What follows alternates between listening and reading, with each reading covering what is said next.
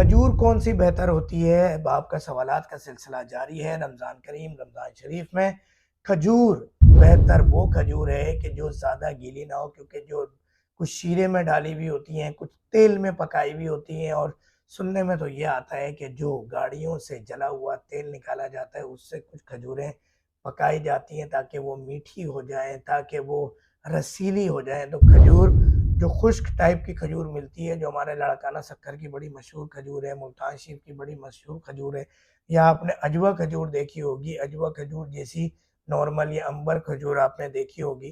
तो ये वो खजूरें हैं, इनकी शक्ल आप देख लें ओरिजिनल, जो मदीना शरीफ जाते हैं या किसी भी मार्ट में मिल जाती हैं। कोई भी खजूर लें, मगर वो ज़्यादा गीली रसदार ना हो, दरमियानी हो, तो वो खजूर खा सकते हैं। सूखी खजूर भी खा सकते हैं। तो ये फ़ायदा करेगी, नुकसान नहीं करेगी। जो ज़्यादा रस वाली होगी, रेशे वाली होगी, वो खजूर नुकसान करेगी।